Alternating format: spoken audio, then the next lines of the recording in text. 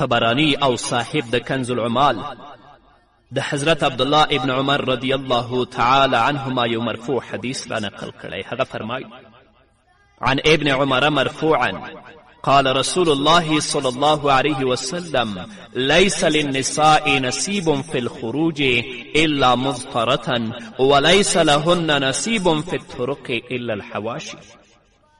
حضرت ابن عمر رضی الله تعالی عنهما نه روایت دی چې نبی کریم صلی الله علیه وسلم وفرمایل د زنانو د پاره د وتلو اجازت نشته مګر چې سخت ضرورت وي او په لارو کې صرف په غاړه دې تګ کوي، د لارې په منځ کې دې نه ځي. رسول الله صلی الله علیه وسلم په دې حدیث کې د ضرورت د پاره د کور نه د وتلو طریقه ښودلې ده.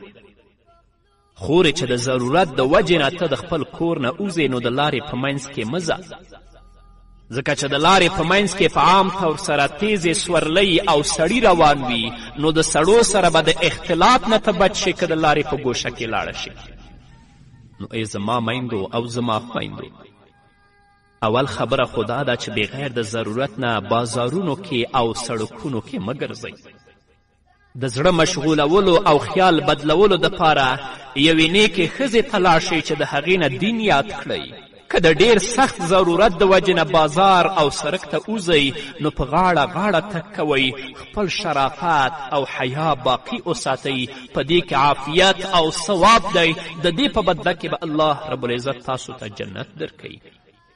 همدارنګه ابو داود د حضرت ابي اسید رضی الله تعالی عنه په روایت سره د نبی کریم صلی الله علیه وسلم یو حدیث را نقل کړی.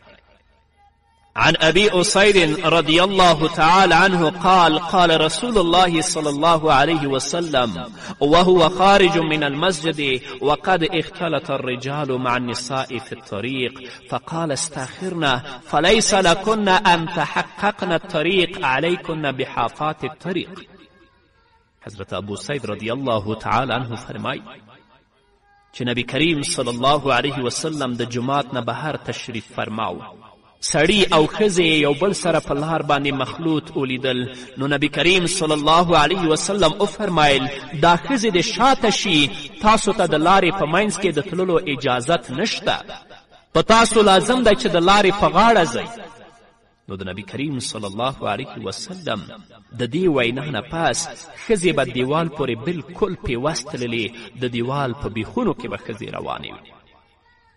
نن رستلاشه په بازارونو کې وګرځئ، قسم په الله که د ښځو نه لاره پیدا کړي چې یو ځای لاړ شي یوه سودا واخلي. آیا دوی د الله بندگانی نه دي؟ دوی د محمد رسول الله امتیانی نه دي؟ الله رب العزت به دوی نه د یوې بنده په صفت باندې د آخرت په ورځ پوښتنه نه کوي؟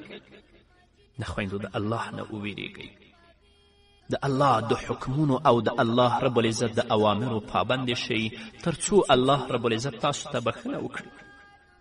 او دا چې ټوله ورځ په بازارونو په زیارتونو کې تیروئ چیرته چې کوډګري تاسې ور روانې یاستئ، جواب به مو د آخرت په ورځ د الله رب العزت په حضور کې بیا ډېر سخت.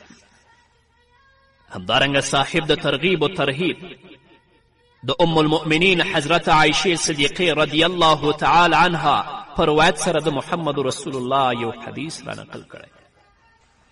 عن عائشة رضي الله عنها قالت بينما رسول الله صلى الله عليه وسلم جالس في المسجد دخلت امرأة من مزينة ترفل في زينة لها في المسجد فقال النبي صلى الله عليه وسلم